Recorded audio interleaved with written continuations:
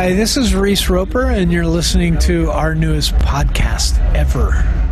Hey, everybody, this is Andrew and John, and we love this podcast because it's about us.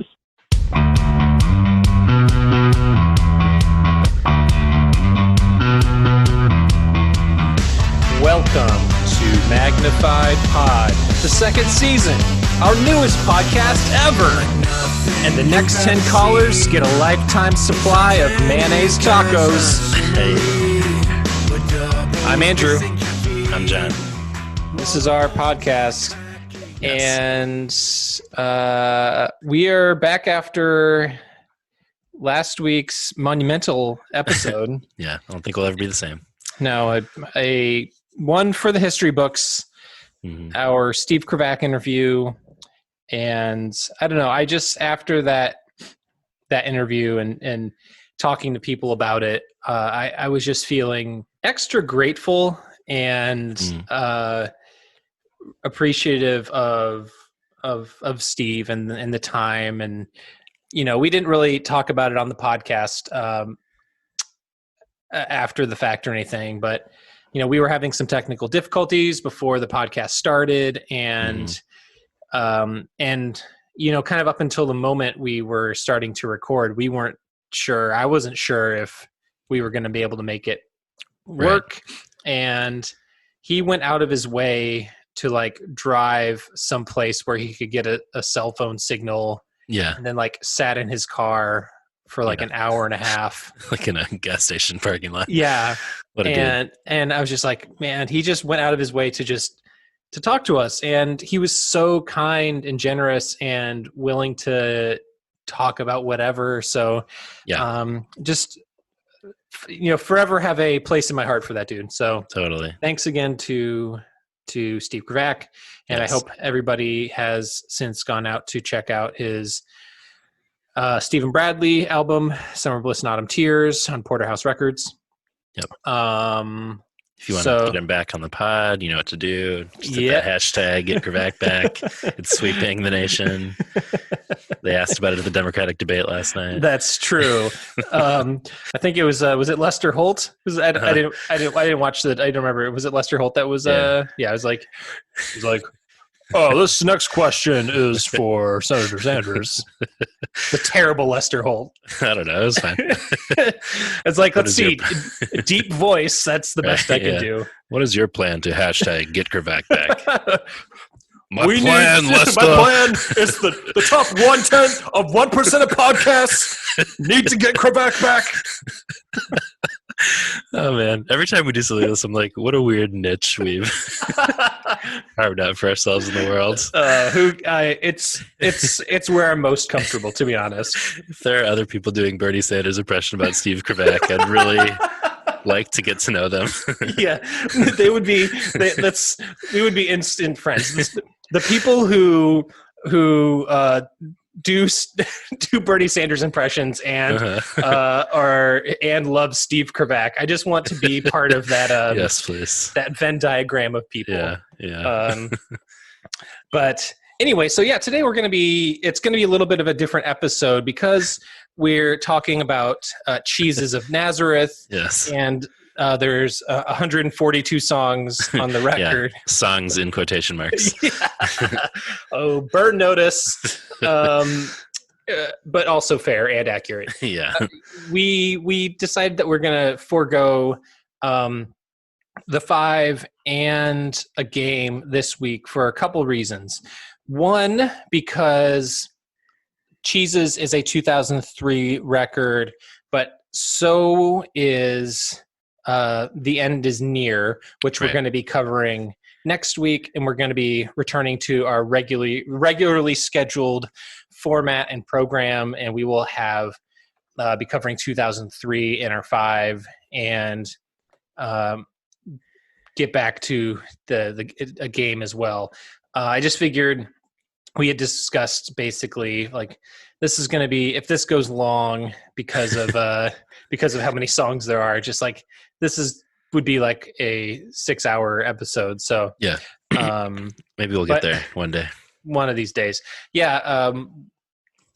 So speaking of, we have some voicemails, and and one that I didn't put on here was from a couple weeks ago. Danny Stairs had complained that we were so close to doing a 3-hour episode.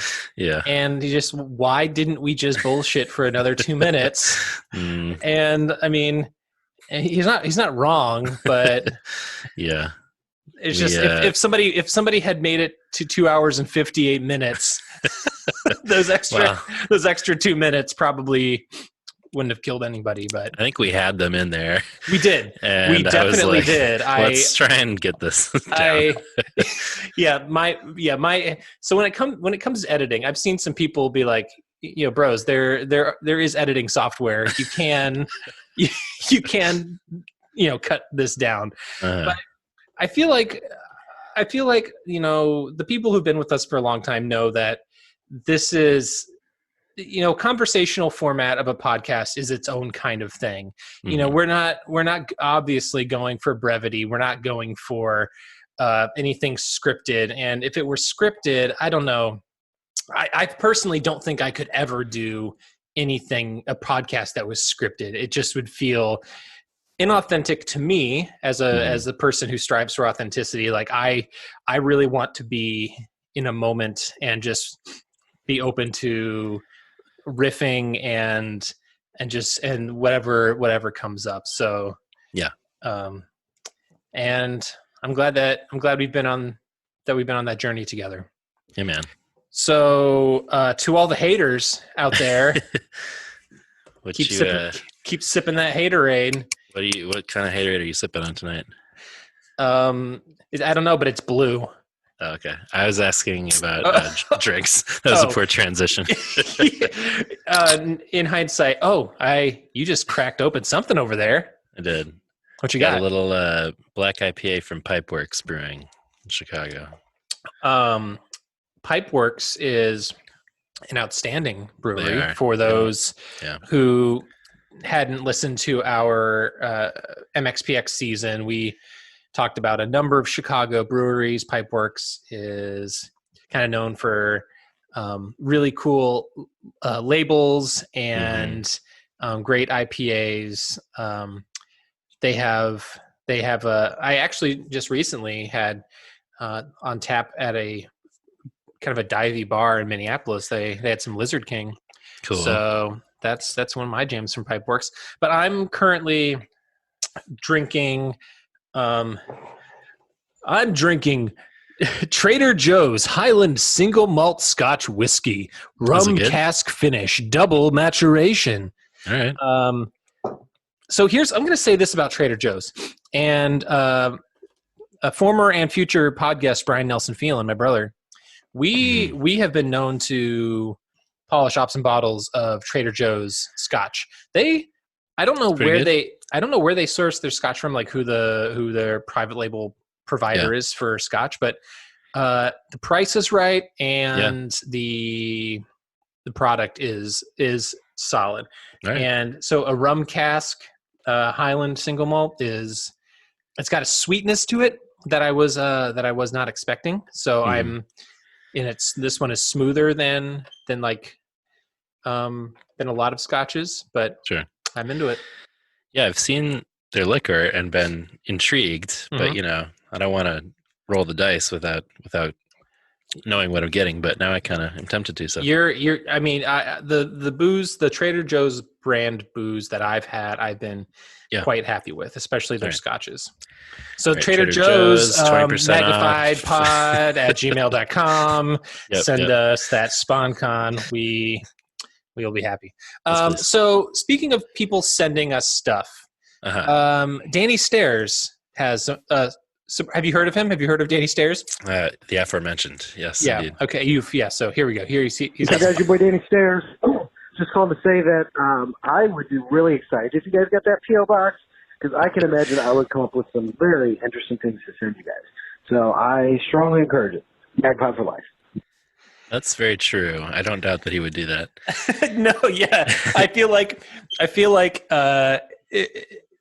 it would be not dissimilar to the fact that Danny Stairs is the one leaving 95% of the voicemails, and he would send us 100% of the stuff to our PO box.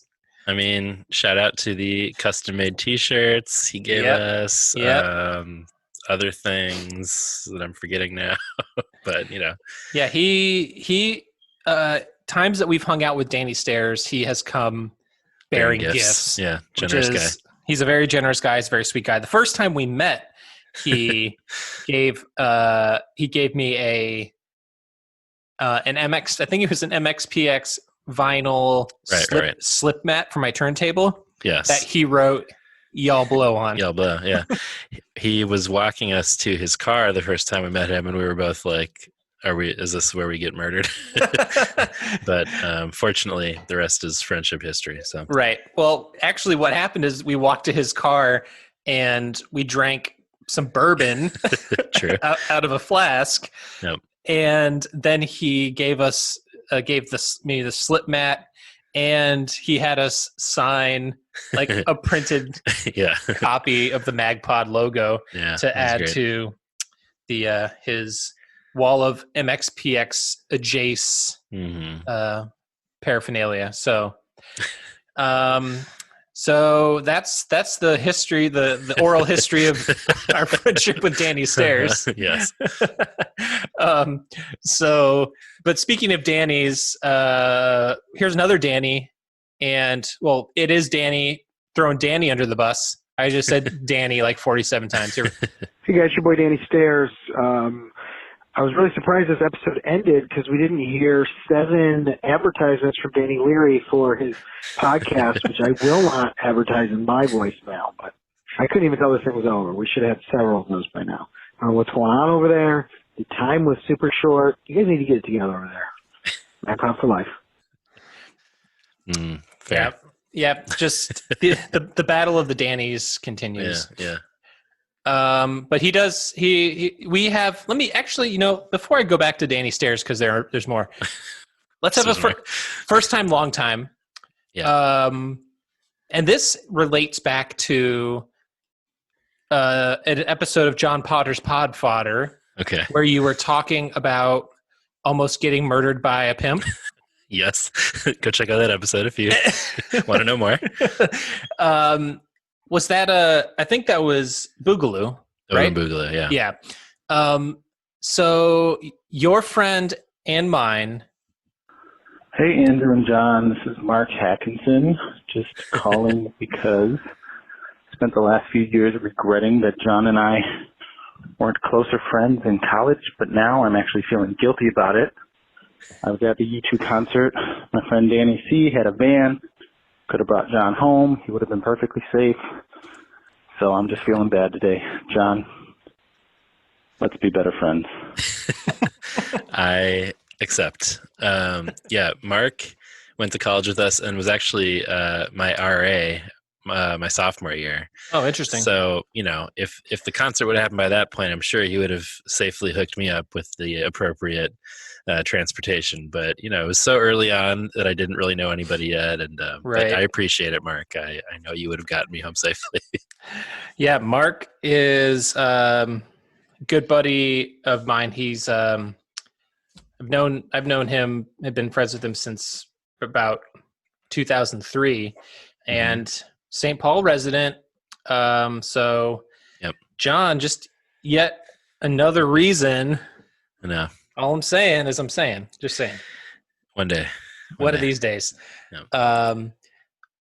So Danny Stairs has a thought about our Kravac interview. Morning, guys. Your boy Danny Stairs enjoying this talk with my boy Steve Kravac. I just had a question. He said something about you guys did your research. Like, what the fuck? When did you guys start doing that? It's weird. I'm not sure if I like it. Just gives the podcast a real professional feel that I just not used to. It makes me a little uncomfortable. Toodaloo, motherfuckers. I'm glad he brought that one back. Yeah, always in rotation. Yeah, the throwback to Arthur.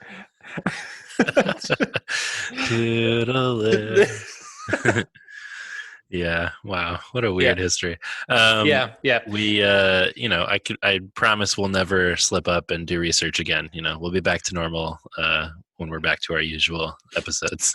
Yeah. I mean, if there was one episode that I was going to do significant research on, it was going to be the Krivak one. I love that you knew like the name of his high school. Like you really had one's facts ready to go. I wanted to be the Sean Evans of the podcast for just 1 minute. Did you see that news about the Hot Wings game show? Yeah. It's weird, right? I don't know. Yeah, it's on True TV, I think. Okay. I mean, good for him, but like, I don't know. I don't know when something jumps the shark, like right. Like when Jimmy Fallon did the lip sync battles on his show, and then that became its own thing. Yeah, and it's just like, it just seems like it's trying a little too hard. But let's be real, like, how much would you love to kind of be on that? I mean, obviously. I assume we'll be on as celebrities eventually, for sure. We'll be on Hot Ones as the guests. He'll be like, this famously known for their deep dives into the Christian music scene. Yes. Oh man, I'm sure he loves it. Yeah. Yeah. Sean Evans, huge 5 Iron fan. Huge. Get him on the pod. I'm sure that I'm tempted to be like, this will compromise the integrity of the normal Hot Ones. But, as we've talked about, I'm the kind of guy who needs reminders about not saying that people that we like have sold out, but instead cheering their success. So, get that money. I don't care. Who cares? I don't need to be a gatekeeper about this. No, I'm happy that Sean Evans is getting that dollar. That's right. Good for him. Okay, so Danny Stairs has... I think this might be one of the last ones. Good morning, my love. It's your boy Danny Stairs. Just listening finally 7 hours into the podcast when you start talking about the album. And it looks like there's not really that much podcast left. So I'm a little disappointed you guys couldn't spread it out longer. But anyways, you talk about Free Ex-Girlfriend. You guys seem confused about the line about genetical testing. Something has gone wrong. She should get back in her cage. Basically, the way I always understood it, since you guys don't seem to get it, is that he's saying this girl is so perfect she couldn't have been like a natural. This couldn't be a natural film. Someone had to have built this in a lab because there's no way that someone so perfect could ever just have occurred naturally. So it's the same way you guys felt when you first met me. That's not for life. I mean, that makes sense. Yeah. I should have come to that conclusion. I mean, it does make more sense with that interpretation. The whole get back in your cage thing, just like a little weird. But a little strange, but whatever. Noted. Well, we got some feedback about top 3 songs for Boogaloo. That's right. We asked folks to share their top 3 from 5 Random Frenzy 2, Electric Boogaloo. Over on Instagram, Irish Rover said, number 1, You Can't Handle This. Number 2, Farsighted. Number 3, Far, Far Away. Oh boy. Extra Neos Vapor. Sorry if I'm not getting that right. Said number 1, Farsighted. Number 2, Juggernaut. Number 3, Eulogy. And our boy Dave Robledo goes by B. Davidson.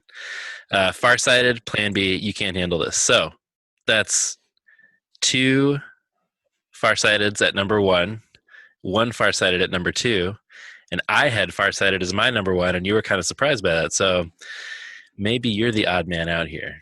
I'm not saying that it's not a good song. It's just but also David had Plan B in his. That's true. In his top 3, so probably my number 4. Yeah, so giving me shit but I'm also vindicated. I'm just saying, you were like, oh, interesting that Farsighted. I was like, yeah, obviously it's my number 1, and then I was like, wait, do other people think that? So it is interesting to see that others, may share that take. Yeah. David also slid into our DMs with some additional thoughts about Boogaloo. I will read some excerpts. He said Pre-X was always an epic opening track for me. Fast punk with 5-iron horn lines. Yes, please.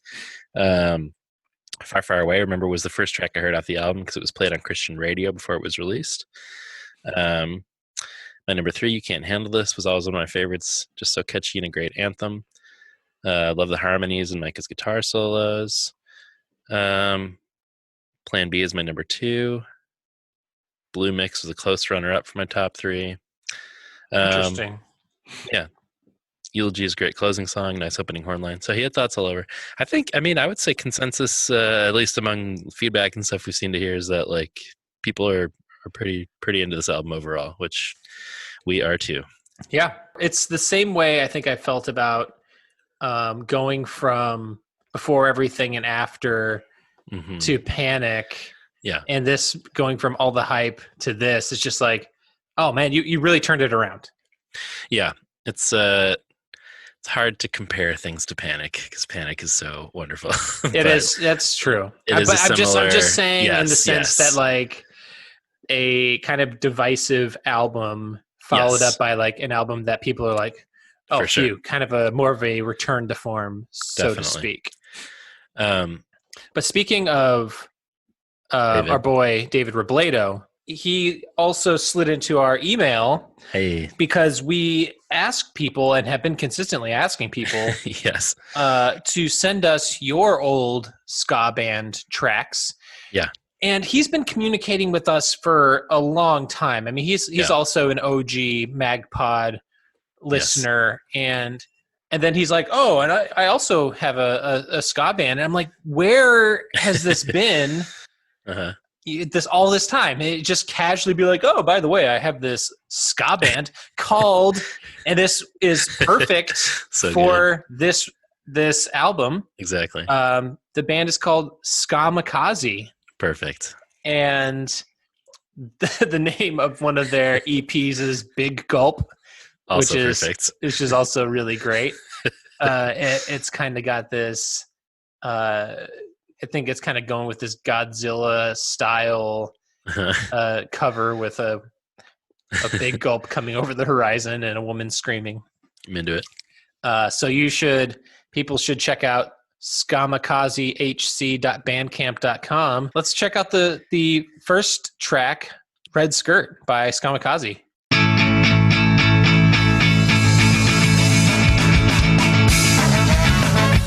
Yeah.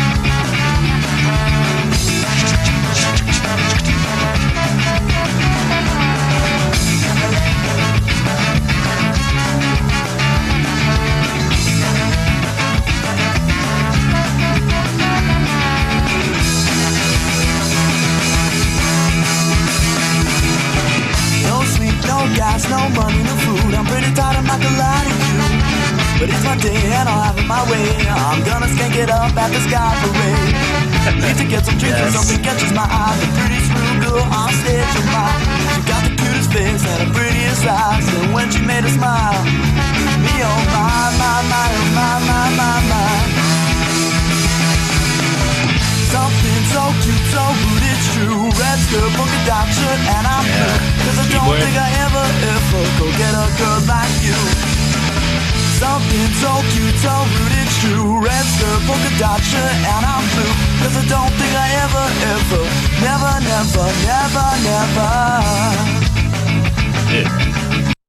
Yeah. David, this is dope. It is dope. This is great. He played Man After Your Own Heart, played that bass, sung them backup vocals. That's right. That's how it's done. That's how it's done. And so he sent us a little information about his band, but one of the highlights is they played at 924 Gilman Street. Hey, that sounds like a famous place. It is. It's style. It's a big deal. Yeah. So they started back in 2008. But they played on bills with Mustard Plug, Big D and the Kids Table, Fishbone, Voodoo Glow Skulls. Pretty good. I mean, pretty good. They played with Bomb the Music Industry. Cool. I mean, yeah, legit. So I think it's time for a Skamikaze reunion. Ooh. Okay.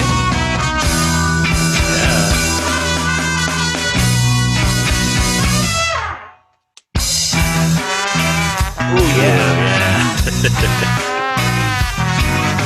do it. Yeah.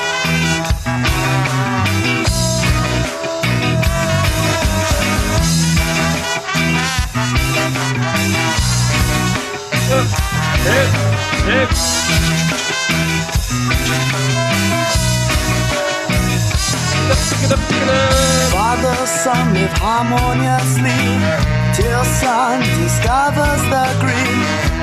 Yeah, this All is right. great. This has got that kind of has like a Slackers vibe. Yeah. I'm feeling this. So next season, Pod Makazi, we're Yes, please. gonna be I think 5 Iron, we're throwing down the gauntlet. Please have Skamikaze reunite and open for you. yeah, that would be Happen. this can happen. Make it happen. I think Skamikaze needs to open up for a 5 Iron show somewhere. Yeah. It's destined to happen. These guys are this is legit good. These are talented dudes. I think it's interesting too that kind of to Danny Leary's point about like not really realizing that mid 2000s was not actually a hot time for ska. Right. That these guys got going in like 2008, he said, right? So this is only like 10 years ago. So right. Interesting. Let's ride this fourth wave momentum and get reunited here, guys. Yep. Maybe get Skamikaze on Back to the Beach. Yeah, please. I mean, I think that seems doable. We should just also make it out there at some point, though. Yeah, we should. Oh, we should pod live from Back to the Beach at some point. Oh God, it'd be so great. I was going to say, oh yeah, if people have other secret punk and ska recordings that they've been involved with, please send them our way. We want to listen to them. Yeah, even if you're not as good as Skamikaze, which you probably aren't, but also if you are, we'd like to hear that. Yeah, look, I have played my terrible music on this pod, so everybody, send us your old ska or punk bands or whatever. Send us your ska version of flesh marks, flesh wounds, flesh marks on my heart. Yeah, please send us your ska versions of that. Please don't. Please don't. Oh man, I think that's what that song was really missing. Was kind of that. Was the upstrokes? Uh-huh. Yeah, that song really needed some upstrokes and some. Some more horns. Should I go back to some of my old songs and try and ska-fy them? Oh man, what a great idea! That sounds like a Patreon tier. Check this out. You can't really see, but Brian Nelson Phelan calling right now. Oh, get on the pod. Brian. Yeah. John and I are potting right now. Oh. So it's almost like you're guest starring on the pod once again. This sounds like probably me coming in on a phone call right now is probably really great audio for you and your listeners. I mean, have you heard some of the voicemails Danny Stairs leaves? It's true. Well, half those you shouldn't even play on there. Danny Stairs, you got bus toss. What is he like calling from like drinking water in like a subway tunnel somewhere? You're not wrong. But anyway, so calling live from the Millennium Falcon, are you? I was in the Millennium Falcon earlier today. Yes. Ooh, actually, you should tell us a little bit about this. Yeah, I got done with the Rise of the Resistance not that long ago. Man. So and that review. Yeah, we need that review. So how the entire Star Wars area of Hollywood Studios at Disney World is amazing, and the Rise of the Resistance is the single greatest ride experience I've ever had in my life. It's unbelievable. Oh man. So I gotta go. I'm super jealous. There's my brief review, and the Millennium Falcon's great too. And you purchased me a plushy Salacious Crumb as promised. I did not buy the Salacious Crumb. Ugh. I thought it was not quite. They didn't have a plushie one. They just had the one that I texted you the picture of him on my shoulder. The rope? Was it the robotic one? So it's got like this, it's got a cord that dangles down with a little thing that you like push a couple buttons and its head kind of moves and its mouth open. No, I don't. I want a plushy style Salacious Crumb that I can cuddle. I think. I did not see one of that. This is a missed opportunity, Lucasfilms. I will take one porg Disney. As well, please. Yeah, can you just send us John down for a porg? John needs a porg. Well, there were porgs everywhere. That's so. There are porgs everywhere, and there are no Salacious Crumbs. This is. They had a very well articulated Salacious Crumb. That sounds awesome. $50, and I was not sure I wanted to spend that much on that. I'll take a Watto. Any Wattos? John wants to know if you have any Wattos. You know what? I think there was a Watto. There was like a stuffy Watto. Yes, please. There's a stuffed Watto and no Salacious Crumb. I'm a stuffed Watto. Oh man, what about any? Some of the stuff they had was amazing. Any Yaddles? I didn't know. Yaddle. Poor Yaddle. Tough rap. Oh man. All right. Well. This is a great segment. I love it. I love this. This is. We'll just file this under John Potter's Pod Fodder. Yeah. But this is. I'm really jealous, and I look forward to, returning there, next year. Oh yeah. No, it's we'll talk more. It was amazing. So, awesome. But I'll let you guys go back to covering whatever you're covering now. This is, I guarantee you. I know you are like a theme park podcast, right? Right. Well, this is going to be better than what we're actually going to be listening to in a little bit. So we're covering cheeses of Nazareth. So we'll just put it that way. Oh, gotcha. Well, enjoy. Thanks. I'll talk to you later. Bye. Oh man, what a great segment. Yep. So Disney, feel free to send us some SpawnCon and all the waddles and not waddles. Yaddles and Wattos. Yaddles and Wattos and Salacious Crumbs. If a ska band ever plays at the theme park for some reason, we should also pod live from there. So I feel like that would probably cost money. I imagine if anybody's like filming or recording or something, I imagine there'd be like security guards coming in and be like, "Hey, I suppose that's true. Who do you think is you live podding over here? Hey, what is this over here? Doing a third wave ska podcast over here? Who do you think is playing in that canteen though? I mean, any ska bands in there maybe? Well, I mean, it's sort of it wasn't too far off in my opinion from like a two-tone style like. That's true. It could have been. Yeah. Maybe it was sort of more of like a jazzy big band. I don't know. I really think they should have the Cantina Band playing ska occasionally at the Disney theme parks if they're not. So Disney, hit me up for more good ideas.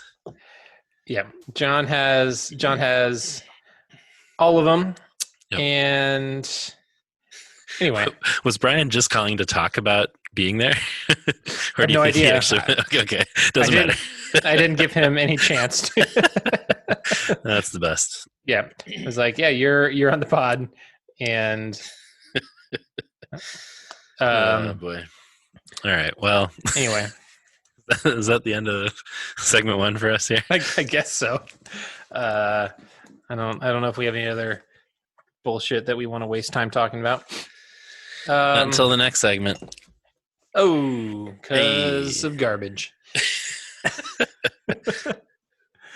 I mean, I don't want to be like too harsh, but no, it's a fun time. It's a fun hang. We'll all do it together. There are some times where I'm like, your patience is tested. Yes, very, very.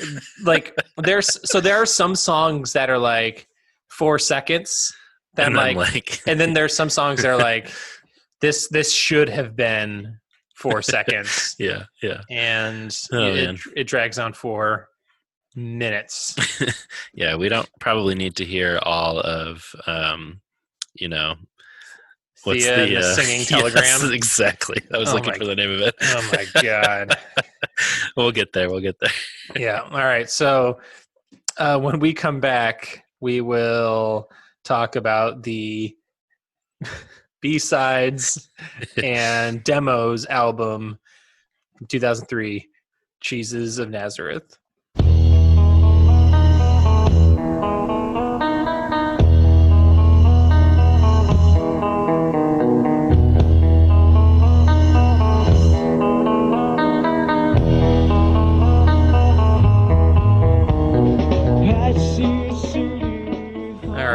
And we're back. Yeah. And it's about to get cheesy. I like at the very least that they, in addition to the outstanding pun, yes, I like that they're acknowledging that very upfront that this is there's a lot of cheese going into this, and it's winky, and I'm not going to fault them for that. But I wonder, like, over, because I don't actually have any. So here we go, Danny Stairs. For just for you, a lack of research. I don't have a hard copy of this record. Mm-hmm. I found out a fair amount about where most of the songs came from. Okay, great. Thank you for doing your job. I mean, I don't do any research, so I don't know why I just made that joke. Right. I don't know. Let me go back to the whatever. You know what I'm saying? Yeah. So Good yeah, content. it's I imagine there's so much of this that's fucking around in the studio. Yeah, like I kind of wonder how much of it is them just like going over parts of songs again, and then Reese just like making up vocals on top of them on the spot or whatever. Right. Or just while they're tuning or whatever. But yeah, I don't. So this came out in April 2003. Mm-hmm. It was executive produced again by Frank Tate, engineered and mixed and mastered by Masaki Liu. I did not buy this one. In fact, I never heard it until this week. Oh, wow. Did you?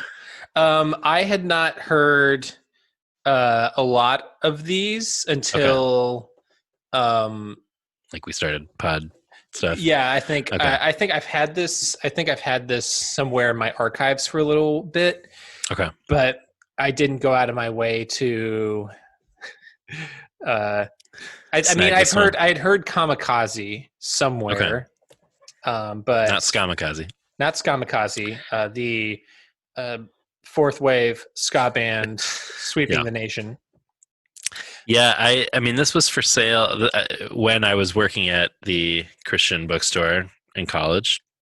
So I remember like stocking it on the shelves and being like, should I get this? And then just kind of being like, I don't think I need to.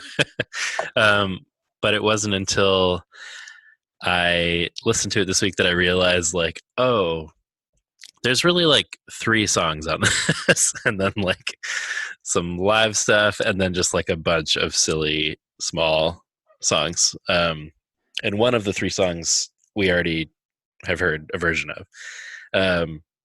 So I think I thought it was a lot more B-sides. And in actuality, it's a lot of, I mean, I guess it's like 10 sort of legit songs in terms of like being demos or other versions. And then it's like 20 something silly tracks. Yeah. And the demo tracks are interesting. It really reaffirms like how much I appreciate the album versions. Yeah, for sure. Yeah. I would say there's one song I genuinely enjoy. And we'll get there. Yeah. Interesting. There's a lot of curiosities and a lot of funny stuff. Right. But yeah, I'm grateful to this record for my number 1 song, which we'll get to, if for nothing else, because I do really like that one. So we'll get there. All right. I'm interested because It's not that obvious for you? Well, I have my 1 and 2 are switchable to me. Okay. But yeah, I think I know what you're talking about. I had a hard time determining. Okay. But we should also say quickly, this was in fact released to being number 22 on Billboard's Contemporary Christian chart, which is just people were clamoring. It's so funny, like that in 2003, kind of after ska had started to significantly fade, that the that this charted. It was also number 17 on the Heat Seekers chart. That's really funny. Both of those are pretty incredible. I don't know if it was just like people buying it right when it came out. I don't know. But especially considering how 2003 was a remarkable year for music. We'll get to that. We'll get to that next week because I love, if nothing else, what the 5 has done for me is I have been doing a deep dive on a lot of the records that were important to me and listening over to those records and being like, and finding that those records that I really cared about in those years really still hold up and I really still enjoy them. Yeah, totally. I agree. It's been fun. All right. Should we, let's do this. Let's go to Nazareth. Kamikaze.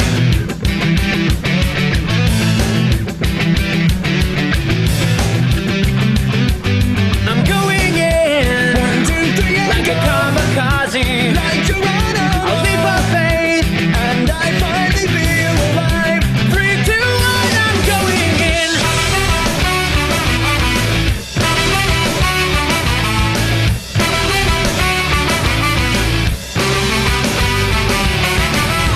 I don't know if it's just me, but it seems that things aren't changing. Every day is pretty much the same with a little rearranging. If I do nothing, I can't fail. No blistered hands, no broken nails. Killing time, I'm paralyzed with faded dreams and hollow eyes. I've been waiting for revelation, for a moment of clarity.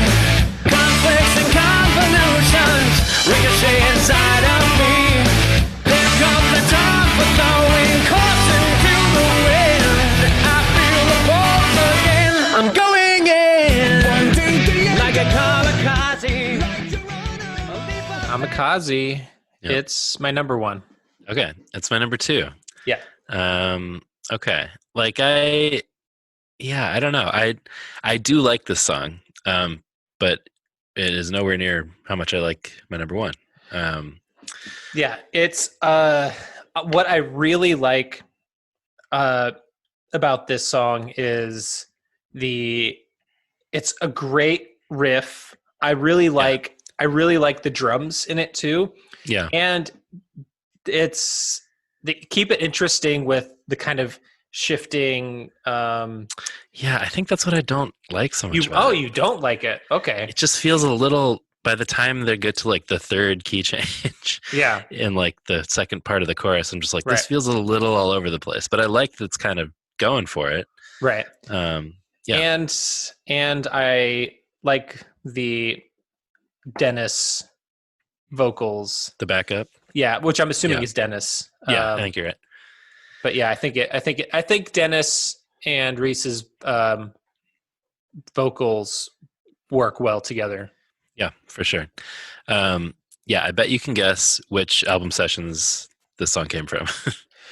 I mean, this is from Boogaloo. Yeah, 100%. So this was a because B-side. I think this was they released this on an album, a 7-inch or something. like a single or something. Here we go. Hey, this is Reese Roper, your friend. I just want to tell you that on this CD that you have, there is one song from our album that you'll really love, and a song that we actually cut from our album. It was a tough decision. We had 15 songs, and we cut it down to make it good album length. But it's a good song, and it's special because we cut it, and it's not on the real album. So listen to it, and I hope you like us still. And the album comes out November 20th. I forgot to say that before. And you can buy it at the store. I'm a poet, and I don't know it. That's really interesting. Yeah, so this is from... Yeah, these are some tracks that I got from Jason, from Shadow Producer, from Unoriginal Vinyl. He sent me some tracks of Reese, and this was in regards to Kamikaze, even though he didn't say the name of the song anywhere right. in that description. I guess at the time it was like the only new song, so maybe it was obvious or something. But maybe what I was going to kind of say was like, it definitely has that boogaloo vibe, which I like. But I was going to say I feel like there's a reason it didn't end up on the album. But maybe the reason was just that they felt like it was too long and it was one that they didn't need as much, rather than just being like obviously didn't make the cut. But I don't know. I like aspects of it for sure. It does feel a little all over the place to me in the way that stretch of a couple of albums can sometimes. But I really like the way that the horns intersect with the hard guitars, like the vocals, like you were saying. The lyrics are interesting. It kind of seems to be like decrying being sort of lukewarm. Yeah. That is a consistent theme. Yes, the theme for on sure. on this record. It is, and this is presented in a less frustrating way than some of the other songs that have those themes. But yeah, it's interesting. He has that line, "It's a little disconcerting signing up for eternity," which is like kind of an interesting acknowledgement of like, I don't know, the hard to wrap your head around aspect of sort of like committing to a faith belief or something. So I guess I could see it's sort of like, it's disconcerting, so I'm not going to go all in. And he's saying you should go all for it. But again, I do kind of like, even when he's taking a position on something, he's always one to sort of bring up the questions that can surround it. So there's kind of a combination of themes, and then the one being not being lukewarm, because he says, right, I've wasted years on fences, and the whole kamikaze and going in like a flaming arrow kind of thing. But then there's also just some skepticism and like, just like I've been open to persuasion, wanting someone to take the lead. Yeah. And being slow to commit. And there are good reasons for why people don't throw themselves entirely to their faith. So I like those emissions. It's very much classic Reese. Yeah, doing the finger pointing at himself as much as it is at anybody else. I always appreciate that. Yeah. And that sort of combined condemning the lukewarm with another theme will come up again in just a couple songs. So, anyway. It's an interesting one. Yeah. Let's move on to a song we thought we've heard before. Great. Sounds familiar.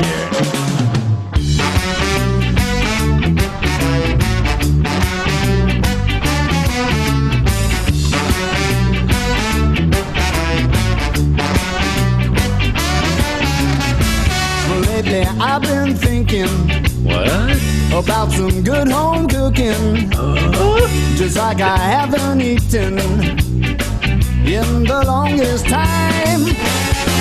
Now I like potato chips now, please don't get me wrong, but I haven't tasted Mama's rhubarb pie in so very long.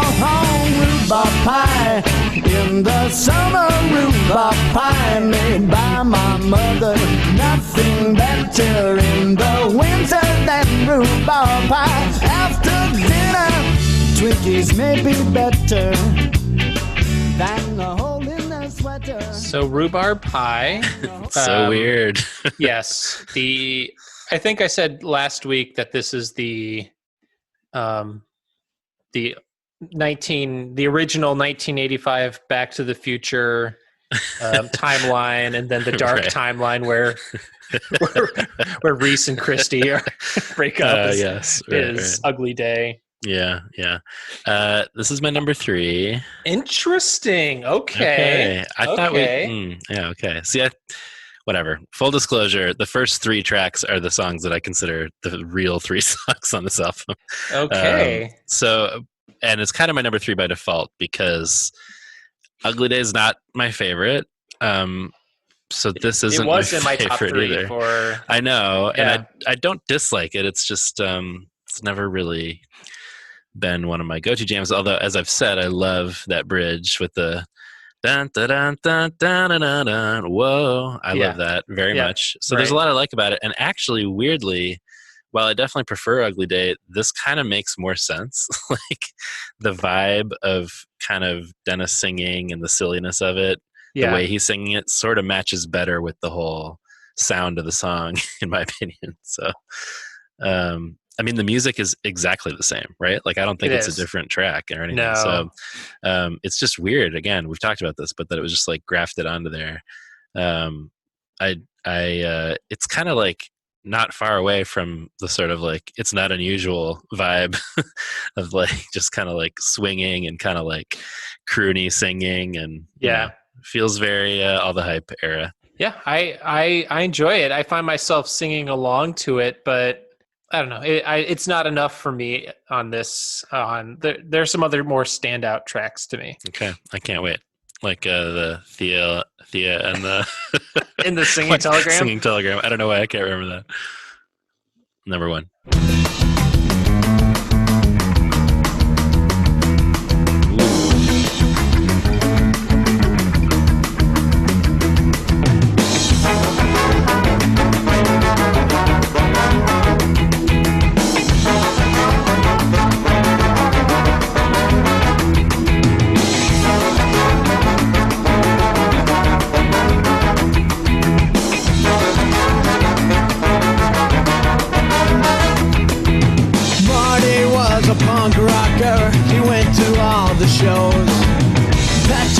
Swiss Army pants and 2 rings in his nose. He had an old Nash Rambler, no insurance, not much gas, and a dancing older girl that bubbled on the dash. Feeling kinda stupid, one day he broke down. He drove his ugly car to the edge of town. He sunk into the quarry just because he could. Cut the rear defroster, never worked too good. Marty, where you going? What you going to? What's the point in not conforming if it changes you? With 12 rounds out of answers, would you even know that the truth are very bearing on which way you go?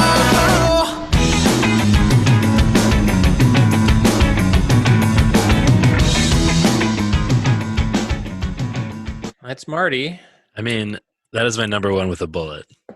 Fascinating. You're not into it? Fascinating. Please tell me.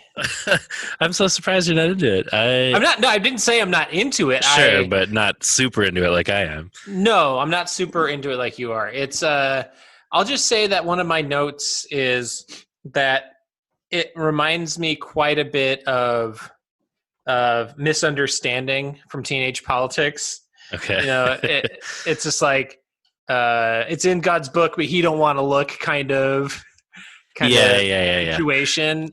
And again, about being, he was never hot or cold, just boring and lukewarm, you know?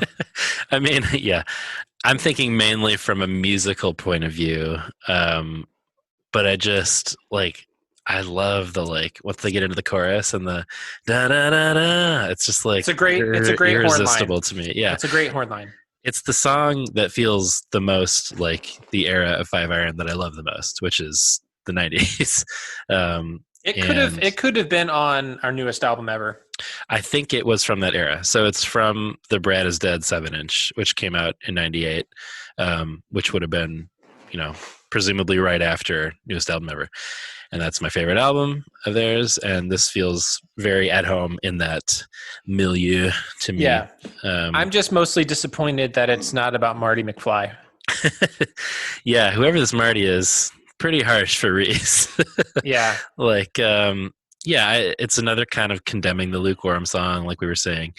But yeah, I agree with you. I mean, I do feel like it's kind of a mishmash of like the lukewarm thing with just sort of, subcultures or punk, like not conforming, the like not conforming aspect of that subculture being an identity that you can conform to, sort of like the cool enough but for you it's almost vibe. I know, but at the same way it's like, man, what do you're not, it's almost like you're not conforming to the thing I want you to conform to. Yeah. Which is I think what is kind of the tone of the song that rubs me the wrong way. Sure. I don't my favorite kind of Reese song is not the one where he's getting a little judgy. Yes, and it does feel harsher than usual for him. I also think it's kind of like a straw man, like I'm not sure if this is a real thing that he's had to like struggle with so much as like assuming people like that exist. I don't know. But I do think it's interesting, so this guy Marty can't commit to anything, whatever. He's hitchhiking because he drives his car into a quarry because why not? But this preacher picks him up and the lyrics say, he asks him, there's two kinds of people that I've met, those who ask the questions and those who don't ask questions yet. And the joke in the song is like, which one are you? And he's like, I don't know. What's the question? But like, I think that's interesting that like the preacher that shows up in the song is the one who's like, you're either asking questions now or you aren't, but will be eventually. And again, I just sort of like appreciate that approach to it. And I think that's kind of tying in, if maybe not the lukewarm thing, then at least like a robust worldview should be one where you are sort of like questioning and probing and but that's not the point of the song, because Sure. if the song were about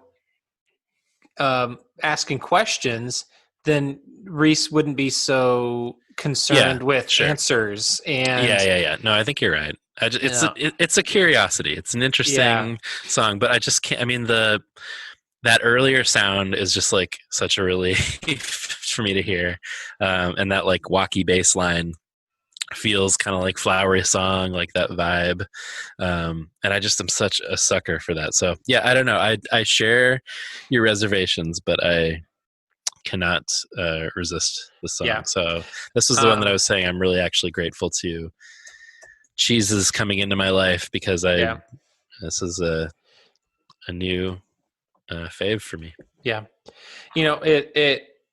It's these songs, like this song and other Five Iron songs, that seem to be hung up on the idea of, because he says, when this world runs out of answers, would you even know? Does the truth have any bearing on which way you go? Right. And so there's an absolute truth. Right. And this reminds me, and I've probably said this quote on the podcast 100,000 times by Anne Lamott: the opposite of faith is not doubt, but certainty. Mm-hmm. Yeah. And she has her quote continues: certainty is missing the point entirely. Faith includes noticing the mess, the emptiness and discomfort, and letting it be there until some light returns. So I feel like if the song were somebody trying to ask the questions to get to the light versus, just ask the questions so you can get to the conclusion I want you to get to faster. Yeah, sure. It's just like, that's just like, and this was my experience with faith, is that people hate resting in discomfort. They hate not being able, they hate saying, I don't know. Right. And just like this, being able to like shrug and say, I don't know, or it's just like, it's a liberating experience. And having more questions than answers is the place I like to be. Yeah, no, I think that's all totally fair. I guess I was like being generous in my read that it was kind of about, if you don't stand for something, do you stand for anything? Like just the idea of like the value of sort of being tethered to having a worldview that you commit to and act from. But again, that's kind of like a straw man thing a little bit, because I'm like, are there really a lot of people out there who are just like, oh, I don't care, whatever, man? Like maybe, but I think most people are. Those are the people that are in those like Pure Flicks movies, like the God's Not Dead movies. Right. They're not a real person. The version of like an atheist that like there's like 5 of those people that exist. Right. Yeah. What's the line where it's like he's cliched? It sounds a little cliched and stupid, but then so is he, or something. I was like, dang, that's pretty harsh, Reese. It may be stupid and cliche, but that's because he was. Yeah. Burn. Yeah, I think, but again, that's kind of going after like if you're sort of like rebelling, but you're not actually rebelling against something or like for a certain cause, then like you're just another cliche, which that's kind of the punk aspect of it. We talked about. I think we talked about this on one episode about. I think you had mentioned about these sort of like vague unity songs. I think we were talking about that on All the Hype. Right. Yeah. You know, just like what are we unifying for? Like what's right. Yeah. You know, what's the message here? It's like, are we just but my counter to that was Op Ivy. Nothing wrong with another unity song. Unity. Heard it all before. Yeah. Kamikaze. Speaking of kamikaze. Oh wait, that's the Impossibles. Do you remember the Impossibles? Man, anyway. The Impossibles strike me as a very Op Ivy outgrowth. Anyway, we're not talking about those bands. Nope. We're only 3 songs into this. Oh boy, good thing we cut that other stuff out. All right, let's move on to a song that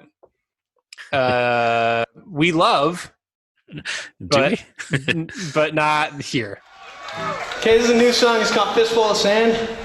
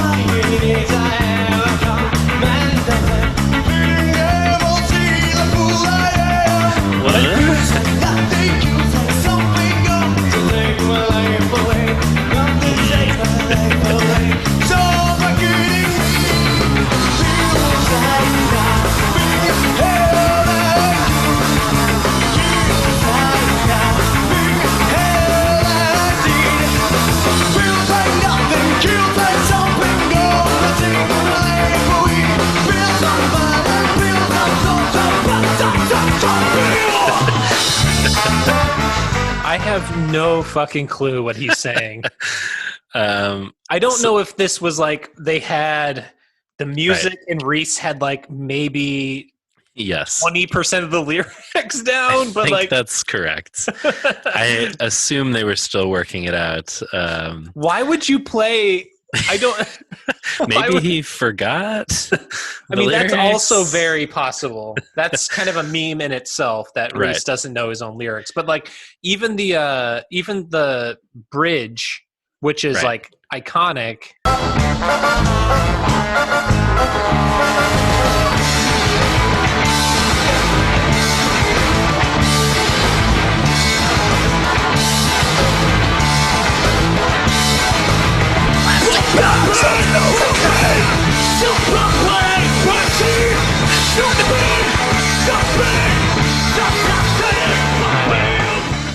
What? I don't even know.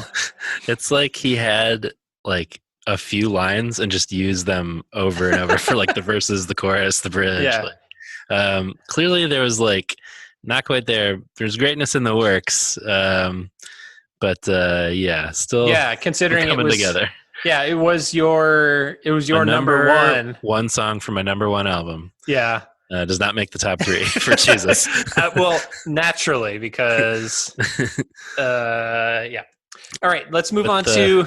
I was just going to say go that. Go ahead. He calls it a new song, so this had to be 98 or earlier, probably earlier.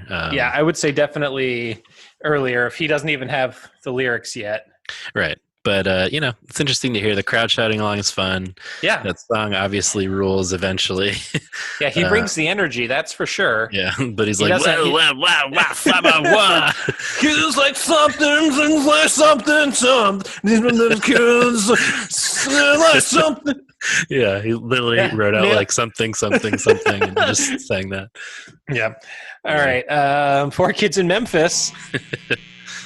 My number one.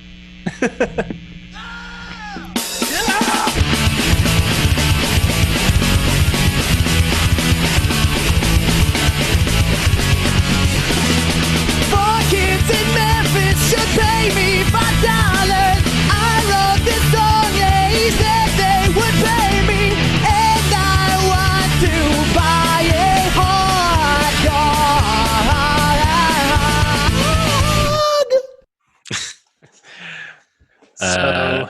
The first of many 30-second silly songs. Right. Yeah, that did you find anything about that song? No. Want to know who those kids in Memphis that screwed Reese out of the $5? I do want to know that. It's literally the exact same song as another one that we'll hear later. I'm pretty sure it's the exact same music as Never Ask Us to Play This, which we'll get to later. Right. Mine for Treason.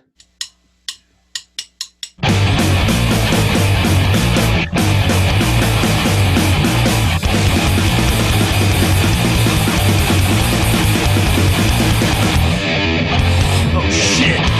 Open up the bridge! I want to break with slice to your death!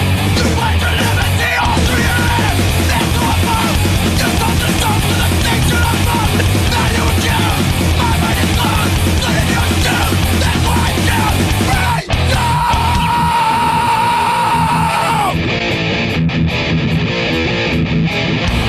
You got mercy, cut a job and self-support! What a bargain! You tell me my God is dead! You hate a book you never read! Telling me that I'm pushing you! Whose world is this? Who pushes who? We better watch our television subject to conversations. We break your books and build your schools. You burn the truth with hateful fuel. You calculate your lack of reason. I hate this place. Call it treason.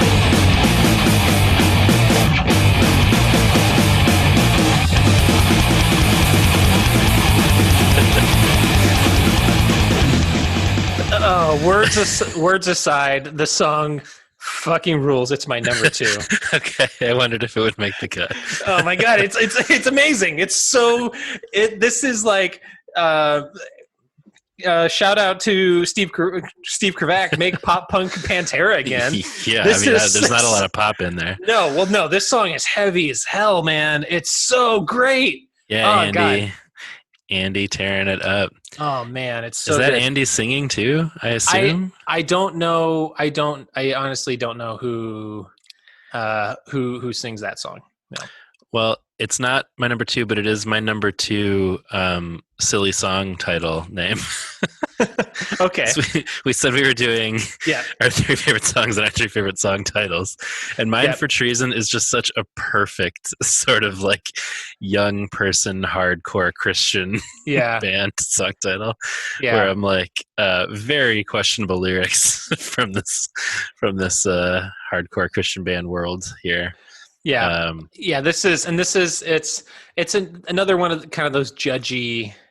Yeah. One of those judgy tracks, but I mean, there's that whole sort of like Christian hardcore subculture where it's like the secular world hates Christians, right? But will rebel against that system.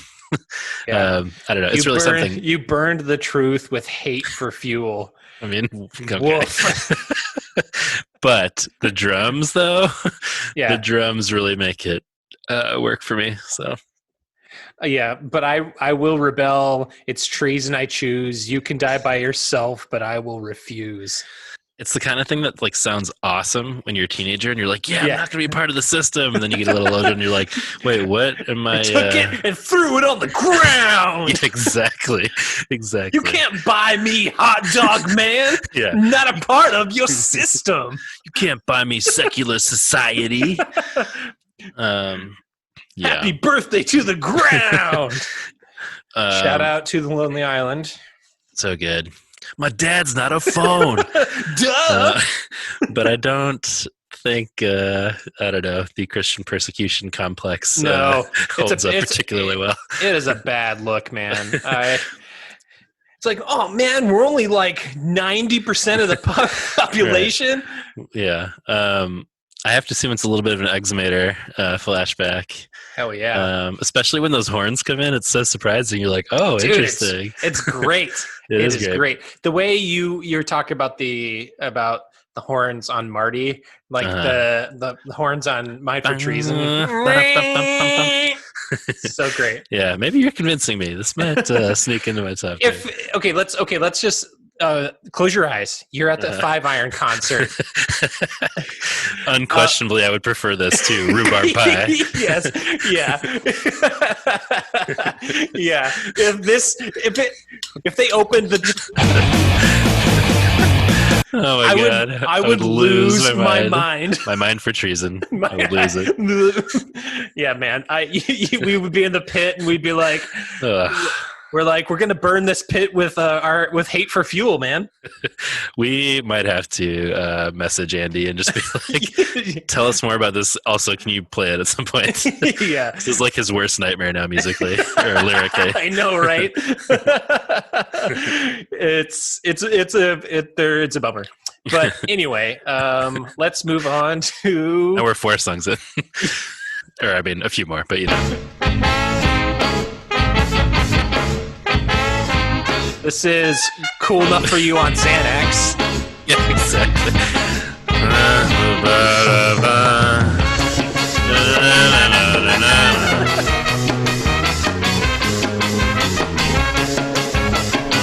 The bass sounds so thin. Yeah.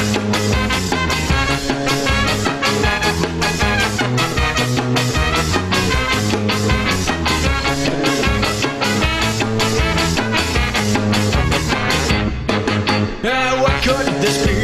Too much MTV. Chuck another batter boys falling in for me. What's in the standard? Sorry, I don't know if we need to listen to. No. I think we get the. Yeah. It's so slow and it's so weirdly. It's not even that much slower, but it's just that slow enough that it just like drags. It feels like it drags. Yeah. I mean, again, this is my number 1 from that album, but right. does not make the cuts here. Yeah, I'm so happy with the changes that they made, and I don't know if it was Masaki Liu or who it was that kind of helped. Yeah. Tighten these songs up, but there's another one a couple songs from now where I'm like, it literally hurts me that they are playing it at that pace. So we'll get there. Yeah. Anything else you want to say about Cool Enough for You? No. And this is another curious addition.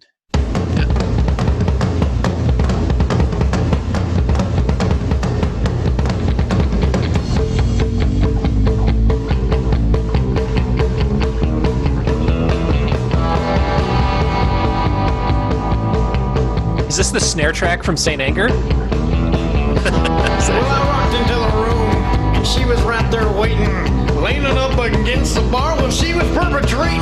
Slickest niner spandex and blacker than some coal. She said her gaze upon my booty with disco and a soul. My boy, this is yours, the way that she's inside. Tumbling to the doors, open and mighty be inside. What you take you up the beer? Said that fucking little thing. I would like you better. I'm a fucking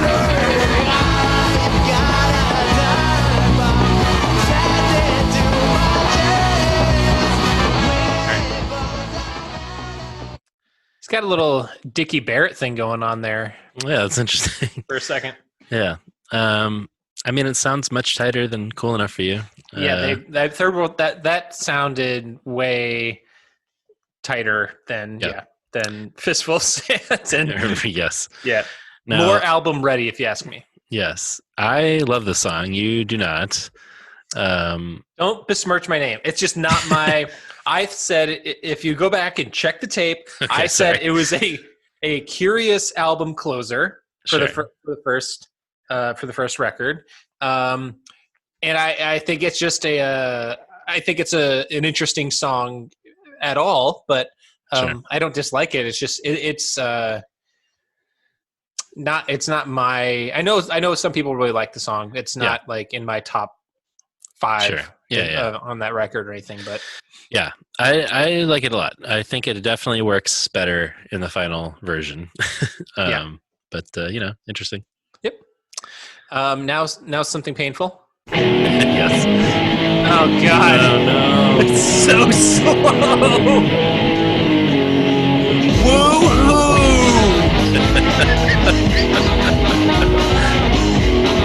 Oh man! It physically It hurts. hurts. Yeah. Oh man!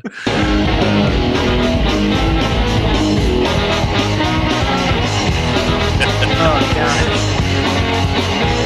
Some cowboys were riding on the range. Grass was over grazer, spotted like some maize. Do you know how I can tell this song is too slow? I can understand Yeah, exactly. the lyrics perfectly. Yeah, exactly. Don't need that. No. Oh man, I'm genuinely curious about who's guys fucking Yeah. make it snappy here. So glad they made that decision, whoever they were. Man, can you just imagine that being the if this Their first opener. It's Be like skip. Yeah, and then so just to compare.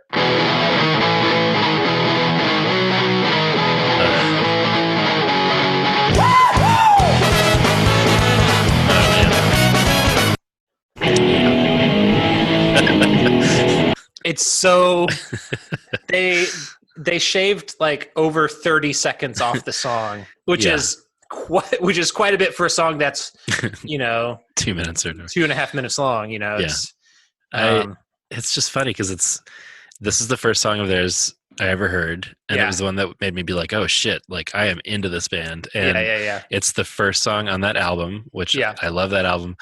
But so imagine if my intro to the band and if the first song on that record sounded the way that it did, I would just it makes a world of difference that it ended up sounding the way it did. There's also some record scratches in the bridge. Yes. Also glad they got rid of that. Oh my God, right? What? No.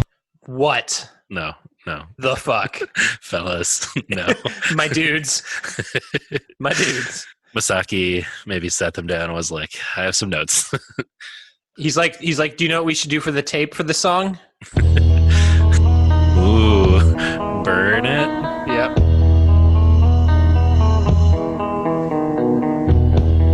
Where am I? Is this 5 iron? I have... Is this 311? I have some thoughts. I see the only way through. Mighty rushing rivers, Holy Spirit, burn within us.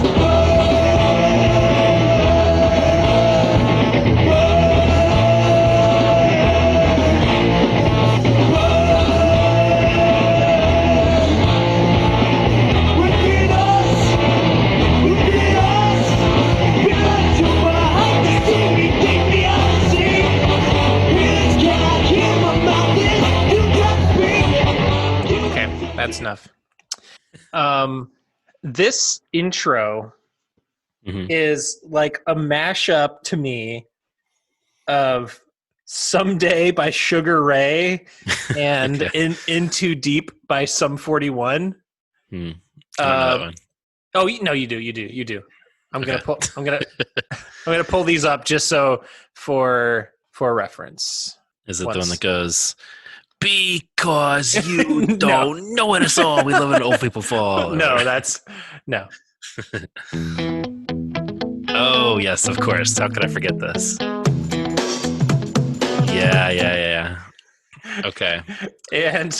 And then Sugar Ray. Every morning when I wake up, it's a monkey and I got another. Right. Oh, right. Man. Shout out to those songs that have not been in my brain in many years. No, but that was like the first thing I... Yeah.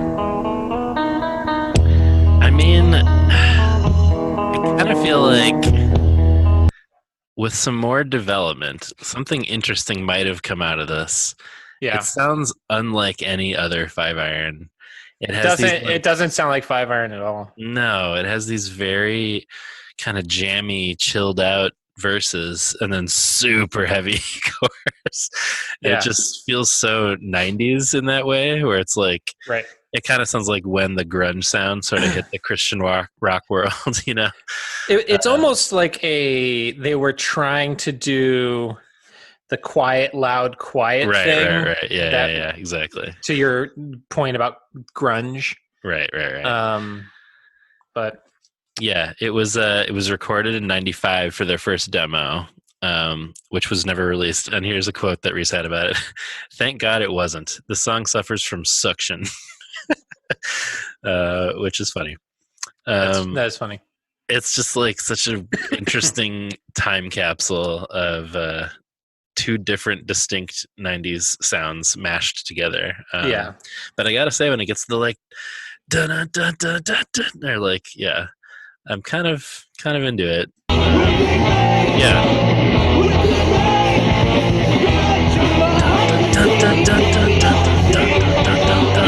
Yeah. Those horns can make a difference, man. They really spice things up. Yeah. Similar vibes on the next song.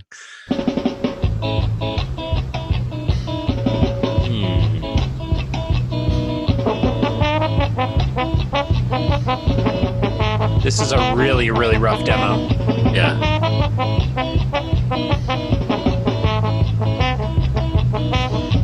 Johnny's got a grip on a wistful life. He sucks on the smoke from the dump in his pipe. Wrapped around his fingers and loses losing slack. Struggling.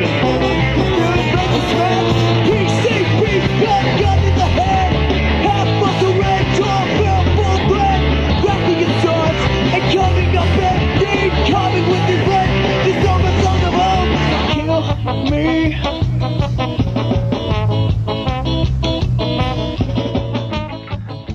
Yeah. Yeah. Yeah. I think there's some things here that 5-iron would develop better in other songs eventually. Yeah.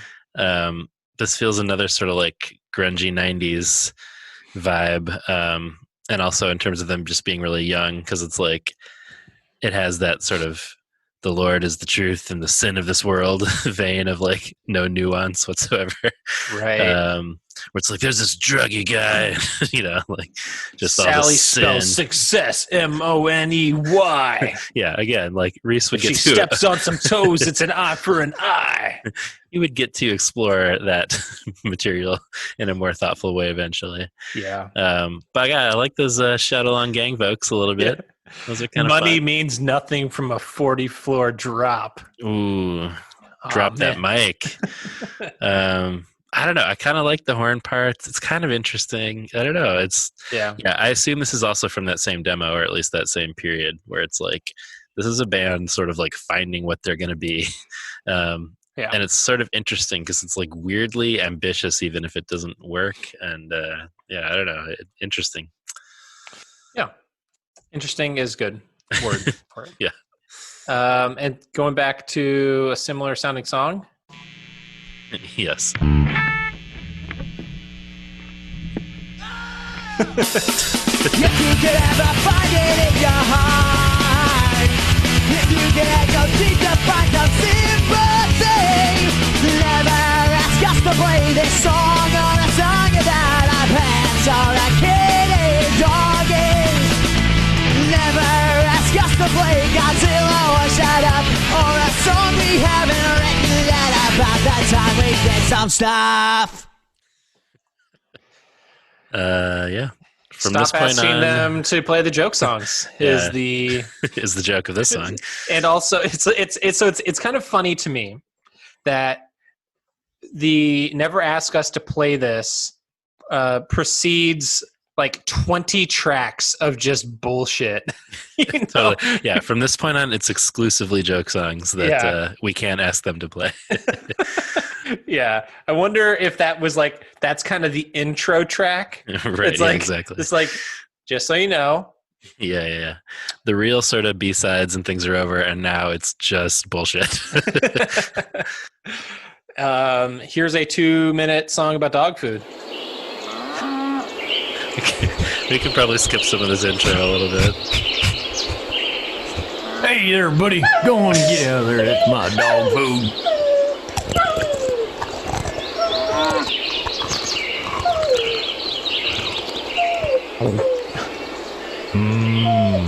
Alpo.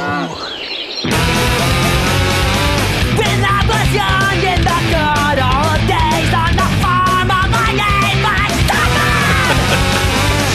all the poor dogs remembering they would yell and I smiled in tune. All the broken nickel, all the broken the pickle, can the change the got the hunger away. All right. So, Dog food! Dog food! Gang vocals about dog food. I mean, perfect. And yeah, it's kind of fun musically. It is kind of a fun song musically. Yeah. If they play dog food, I wouldn't mind. Good for girls and boys. Most kids like it more than broccoli. I went to the song meetings website for the lyrics for this one. Yeah, because it's kind of interesting to see what people say in comments sometimes, and it was all people talking about the times that they'd eaten dog food as kids. So there's that. Alpo, kibble, Iams, Purina, milk bone, soup bone, horse meat. Yeah. A lot of these songs are food themed, as is their way. Yep. So that's that one.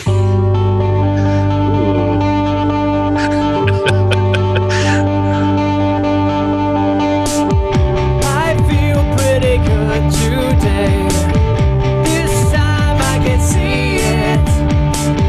This time when I see her face, the words will come out right. I comb my hair and put on my favorite shirt. Take one deep breath and I go outside.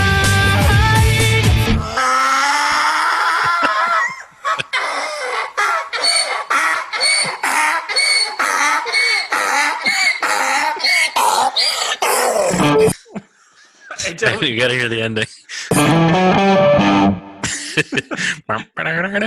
yeah, let me. Yeah.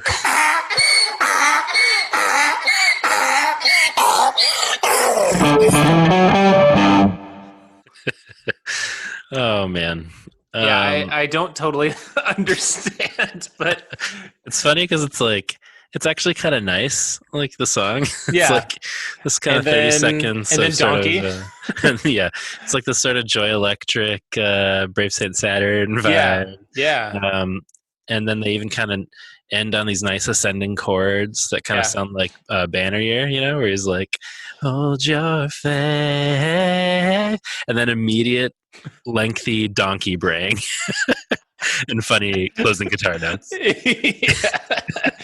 I like I think they did this intentionally to have a song titled "When I See Her Face" between Be a dog donkey. food and Abraham Lincoln Beard One, Yeah, exactly. thinking that you're gonna get like a sincere song. Right. You're like, And oh, this is then- kind of nice. This is Yeah. kind of pretty, and then sucker. It's the same sample as Jackass by Beck, that donkey sample that closes that song. Just wanted to mention that. You and your Beck. No, I like Beck. I don't know anything about Beck, other than Good like guy. So my best friends. And Odell. I thought that was Moby. He's canceled. Oh, yikes. Wilford Brimley sandwich, snowmobile of Franklin, Ninja Force 5000, Abraham Lincoln beard. Just the Wilford Brimley sandwich, snowmobile of Franklin, Ninja Force 5000, Abraham Lincoln beard. So this is the first part in what will be a 3-part opus of Abraham Lincoln Beard, and I gotta say, like, I kind of love all of these. Yeah, I mean, if anything, it's given us Wilford Brimley sandwich, which I call Wilford Brimley sandwich as a band name. Ooh, that's good call. Yeah. Snowmobile of Franklin. Is it like Franklin's snowmobile? Is Franklin the brand of snowmobile? Unclear. I don't. Does like the snowmobile live in Franklin, Tennessee? Yeah, it could be. Snowmobile of Franklin. It's like it'd be like John of Palatine or something like that. Yeah, right. Like snowmobile of Franklin. I love it. Whatever. Or maybe it's like off-red, like from exactly. From Handmaid's Tale. Oh. It's just it's of Franklin. Yeah, exactly. Anyway.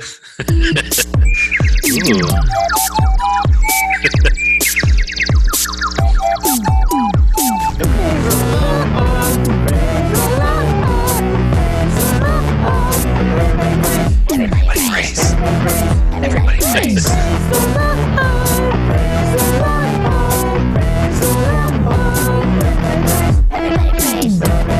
Everybody praise.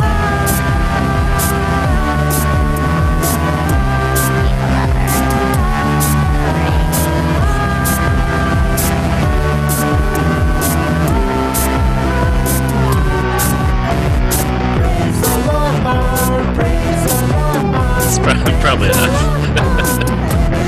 Everybody praise. Everybody praise. It's my number 3. Is it really? Oh Yes. My goodness, that's wonderful. I think this song is so amazingly weird and gosh. and so you funny. like this more than Marty? I mean, I find myself being like, everybody praise. Everybody praise. Oh man, it is really wonderful. And then like people of Earth. Yeah, it's pretty great. Apparently, this is just Micah and Sunny singing. Sunny is singing the high-pitched lady part. Yeah, it's pretty wonderful. So wait, did you say your number 2 already? Mine for treason. Yeah, of course. How could I forget that? Yeah. All right. Well, both of our top 3s are done. So yeah, that tension is gone. You don't have to worry about stinky hippie being my. Like actually, if you really think about it, there's a lot going on here. Yeah. All right. All right. Give me back my sandwich. Give me back my sandwich. So let's dive into the sociopolitical implications. What does the sandwich represent? Yeah, is this Bobby or Billy's or Timmy's sandwich? Bobby makes another appearance later. He does. Yeah. It's interesting that you said the thing about Dickie Barrett because Keith said that this was an ode to the Mighty Mighty Boss Tones. So I assume that he's kind of aping the voice there. Give me back my sandwich. Which is pretty good. I forget what the other one was that you said. I'm wondering like what the ode is. It's a 4-second. Give me back. Oh, I should also say that this is my number 3 favorite song title. Okay. We haven't. This is my number 3 too. Okay, good. My number 3 song title. Yeah, number 3 silly song title. Perfect. Yeah, I have. Yeah, I'm curious. What was your number 2? That was your number 2 for silly. Yeah. Okay. I haven't gotten to my number 1 yet. Okay, we have not gotten to mine either. All right.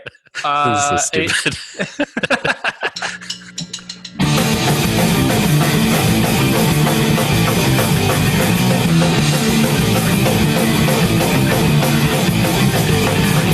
Kings of the vegetarian, nothing is on the days serious. Not like me, you want to eat me. We protest the war with the sandals on his feet. On the board for mediocrity. On the board for mediocrity. On the board for mediocrity. On the board for mediocrity. I'm a festival of time. Forgetting the lead that you don't be one. I feel like there was some potential lyrically for this song. Keith is a vegetarian, not vegan because he drinks his dairy, and he's not like me who also eats meat. He protests the war with the sandals on his feet. But then helpless vegetables are trapped. For killing only them, you should be slapped. At least a cow can run and be free. Omnivores for mediocrity. It loses me on the second verse. Yeah, as a vegetarian and vegan, we are burned by this. This also reminds me of what's the Real Big Fish song, where he's like, "All the vegans in the house." You know what I'm talking about? I don't. Oh man, I gotta find it because it's very similar vibes. Oh yeah, Say 10 is the name of the song, and he's like, she's not eating bacon, not eating sausage, and then at the end he's like, talking about how all the vegetables are screaming and dying, and anyway. Great. Yeah, good reference. I mean, it's stupid. That's a dumb. It's a dumb argument. This is more than anybody has ever talked about this song. Yep. Okay. That tastes horrible!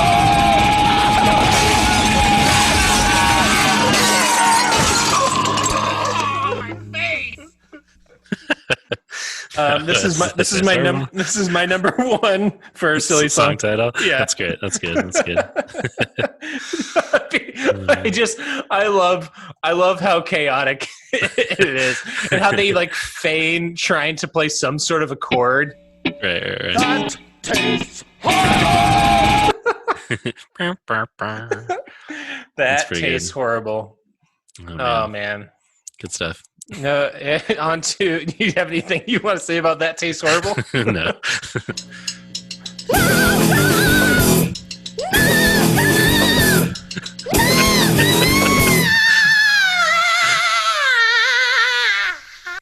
Okay.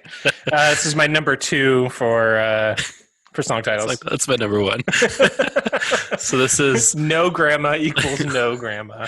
Spelled N-O grandma equals K-N-O-W grandma. Yeah. It's mainly my favorite because I have to assume it's a variation on that, like, no God. No peace. Yeah. There's no grandma equals no grandma. There is literally a church that I drive by going to one of my friends' places that has that no God, no peace, like in 2020, like currently right now.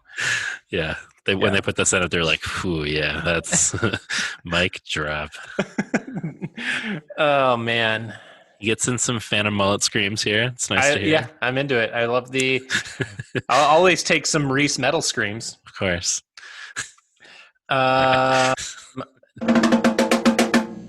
Get the tool, get the dreadlock, get the sandal, right? Sticky hippie today, sticky hippie. Preparation.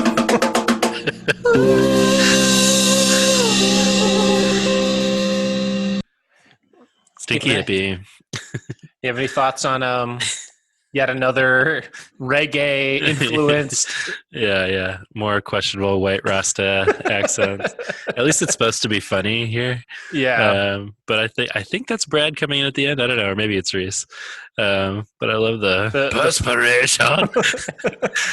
It's just so stupid. I love how often like hippies and sort of like reggae white culture are like a target for them, because it must be like I have to assume that's kind of a Denver vibe. But boy, they sure are like a subject of ridicule for them all the time. Right. Yeah. Now on to the second movement Yes. of Abraham Lincoln Beard. Salivating often, digesting all the oatmeal, falling off of a log. Abraham Lincoln Beard. It sounded like Leonore in there. Yeah, it could be. Digesting all the oatmeal. I want to know how this happened. Like, I don't assume know. it was just completely off the top of his head, and they were just kind of vibing out. But one would imagine, it's an important chapter in the trilogy, kind of a bridge between the first and third movements. So, I mean, some people say the second chapter is the best of the trilogy. Yeah, it's pretty dark. This is the Empire Strikes Back of Abraham Lincoln Beard. Just like the ending is pretty rough. So, give us. Is this James Brown? It's so hot, gonna have to eat so bad. Wrapped up in the beer. Gonna get it hot, the heat stroke. Here's out. I'm a perfect good guy. Some of that's the mid-pack. Yeah, that's the big-pig. Give it a big pie. So I sent this to you the other day that somebody on, I don't know, I didn't look Genius, at right? Genius. It was Genius. Someone had phonetically spelled out the lyrics of this entire song. Shout out to that person. Whoever took the time to write out nimma nimma nimma nimma nimma nimma na. Obi the Googa Zappo nip the mip pit. Yeah, dude, nip the pit pit. It's so good. I had the same note that this has to be a version of the James Brown SNL sketch, right? Like it's too hot in the hot tub.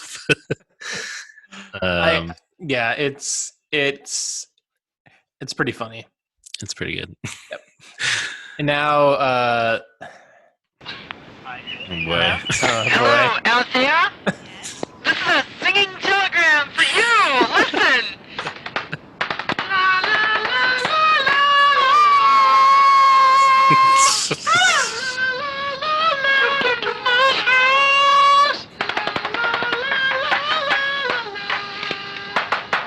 This goes on for so long. That should be about as long as it should have been. It's like 2 minutes, 4 minutes. 2 minutes and 43 seconds. And she stays on the phone. Are you still there, Althea?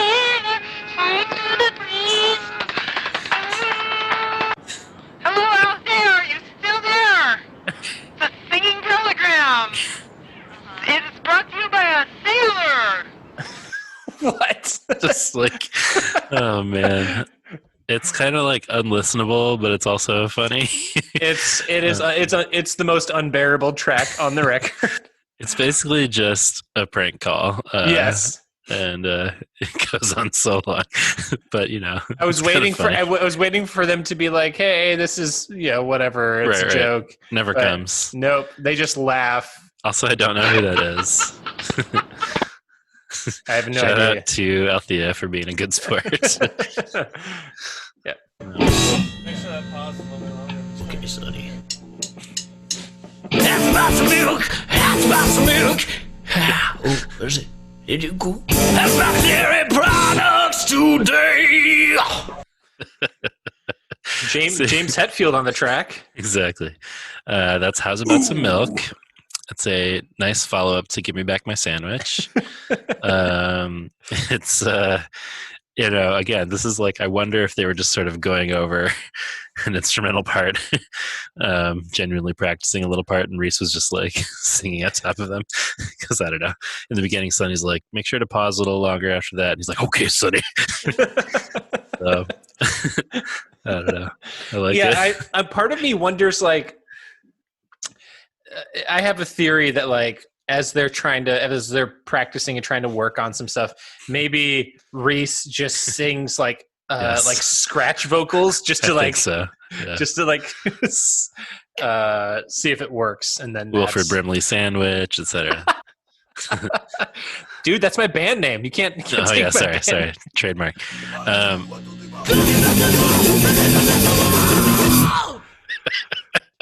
It's donkey basketball.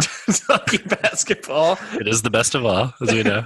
It's a nice little hardcore song. Yeah. 5 seconds. I'd like to know the rules of donkey basketball. Is it Oh man, do you remember? Speaking of SNL sketches, I'm riding my donkey. There was an SNL sketch called "I'm Riding My Donkey" political talk show, and it was like the idea was that it was like a kind of Sunday morning Meet the Press style politics roundtable, but they were all riding donkeys. The donkeys would kind of wander off the set, and they'd be like, "The thing about the economy lately," and then there was a theme song that was like, "I'm riding my donkey," political talk show. Anyway, donkey basketball, maybe this similar. sounds like either like an Andy Samberg sketch or it was well before that, but was it in that vein? Yes. Anyway, whoever did the like absurdist stuff back in whatever era that was. Yeah, it had.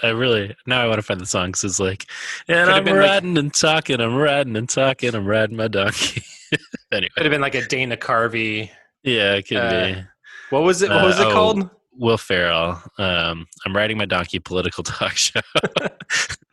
Oh yeah, here's them riding their donkeys. Anyway, I recommend finding it. Okay. Anyway, shall we move on to Screams in the Night? Screams in the night. Screams in the night. Screams in the night. Come on and scream out into the night. Screams in the night. Screams in the night. Screams in the night. Come on and scream out into the night. Saw you in your backyard. You were watering the dirt. You began to scream and shout and shake the entire earth. So I came over to help you, but alas, you were gone. I felt so sad inside that I wrote this awesome song.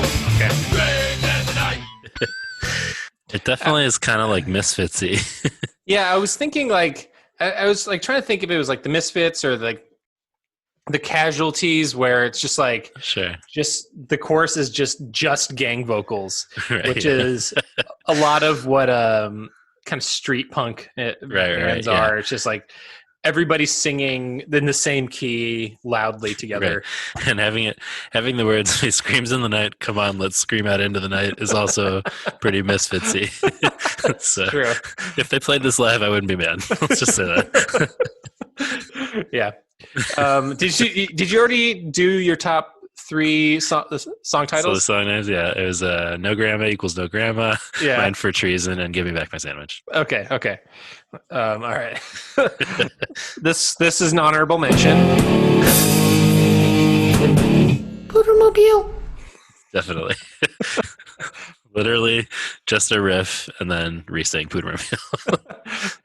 The whole thing. Waffle of the ancient.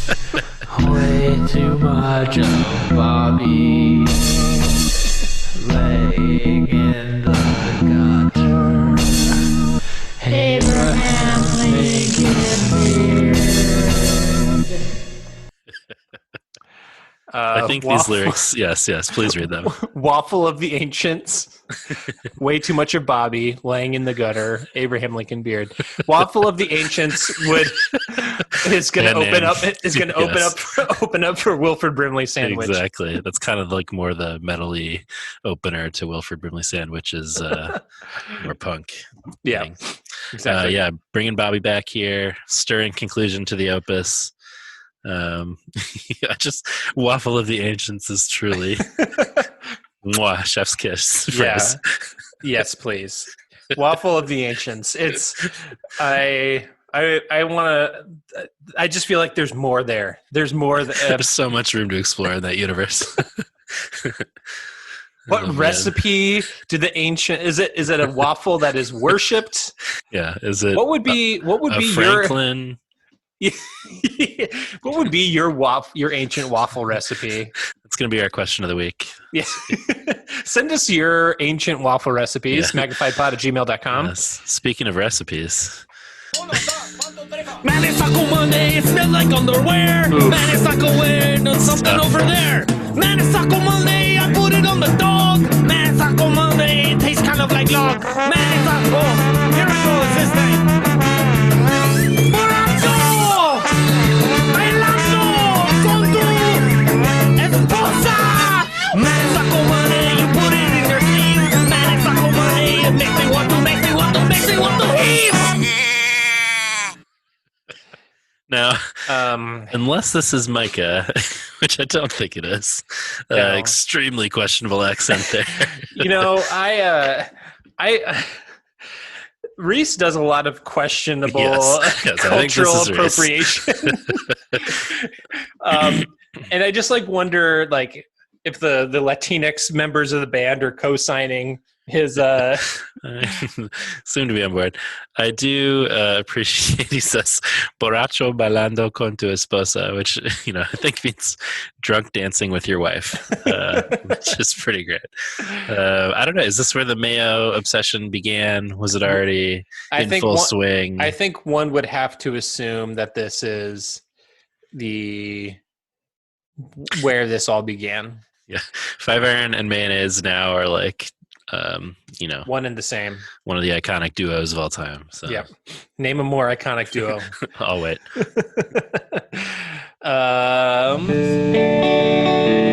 Chew water.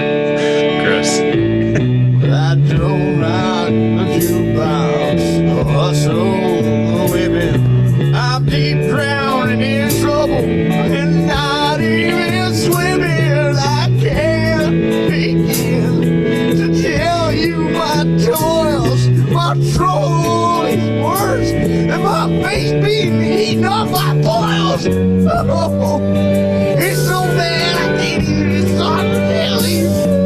It's not about the dog or women, nothing. What you gonna have to see is that I took my cousin Cletus's chew water and I drank it. I drunk it all up and now I got cancer in the esophagus. Gross. A very dark ending there. Yep. In case you didn't catch that, he says he took his cousin Cletus's chew water, drunk it all up, and now I got cancer of the esophagus. It's a tough ending. It's a tough ending, and it's a tough visual. Yeah, it's so gross. At first, when I was like, chew water, I was like, oh, interesting. Like, you chew water? I was like, oh, no, like, chew water. Then, chewing tobacco, Yes. spit. Ugh. Ugh. Awful. But do you know what I love? What's that?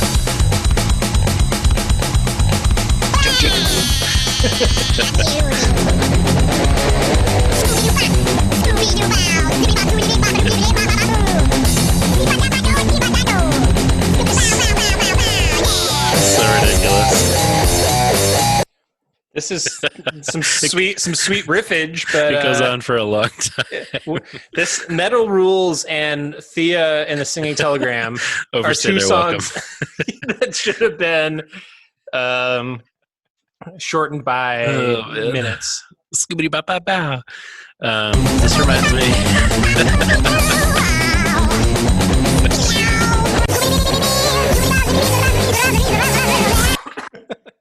Amazing. Yeah. It reminds me of when I was little, I would make fake radio shows. Same. Very same. Yeah.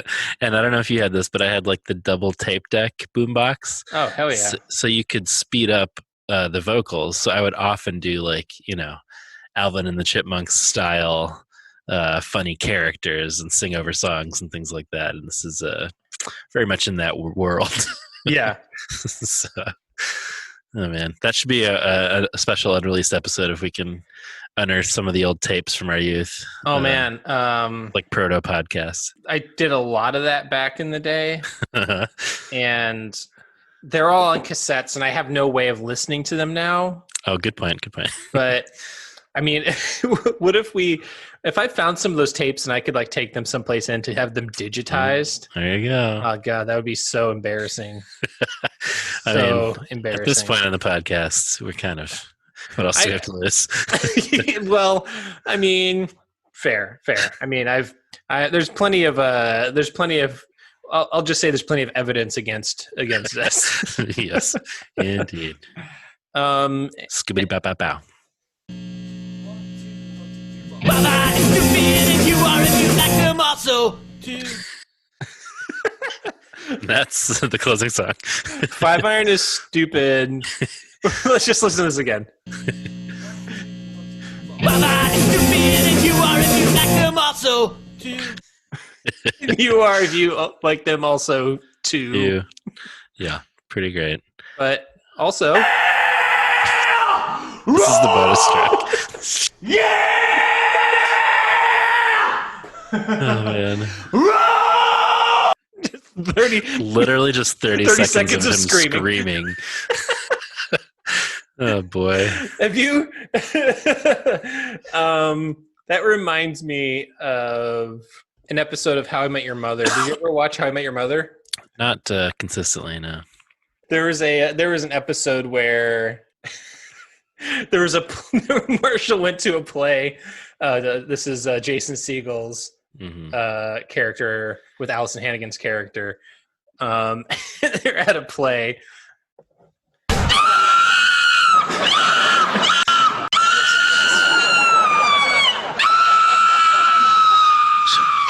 Is it just screaming? The guy holds up a show bill that says "just screaming." That's a pretty good joke. Yeah. Oh man. Is it just screaming? Yeah, that's my reaction when listening to this bonus track. Yeah. Well, that's it. That's Jesus of Nazareth. That's Jesus, and there is a second coming. There is, but we'll get there. We'll get there. Have you listened to that? There are significantly less tracks. Oh, they're only not as interested. you want 34 more tracks of screaming and nonsense. Oh my goodness, that's the best. I could use like another hour of that. I'm gonna make one of those YouTube videos where it's just 5 hours of just Scooby Bop Bop Bop Bop on a loop, and kind of like somebody who did the like 12 hours of the Tom DeLonge verse from "I Miss You." Exactly.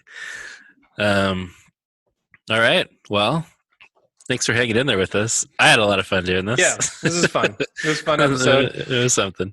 Even if there are not a lot of songs that I take away from this album, is like, oh man, I want to hear all of these at the next, But I would, if honestly, Kamikaze, Mind for Treason, Marty, Praise the Lord.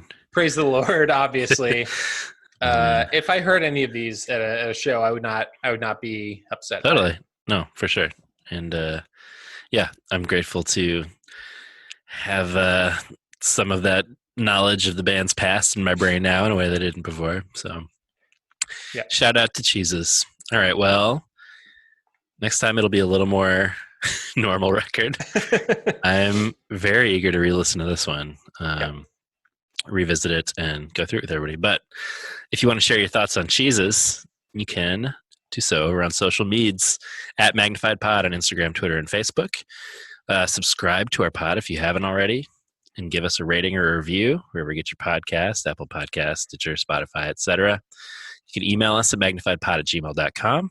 You can leave us a voicemail. Hey. We're not exclusively a Danny Stairs voicemail line. 872-762-4763, 8727-MAGPOD. You can support us over at patreon.com/magnifiedpod. Pick up some merch at magnifiedpod.storeenvy.com. And thanks to Shadow Producer on Original Vinyl. And thanks to Heavy Ordnance Studios and Danny Lurie for our artwork. Well, time is winding down, but only for this episode. We want you to be found to join the next episode when we'll discuss The End Is Near. that tastes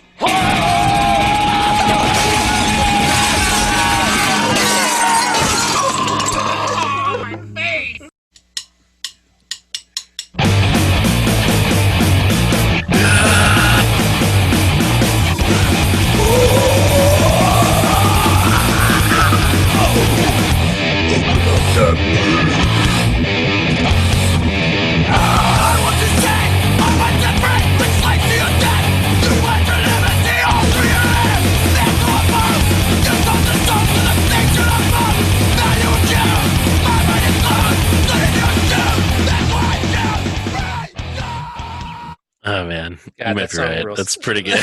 It's so fucking good, man. Yeah. Into it. Andy, a beast.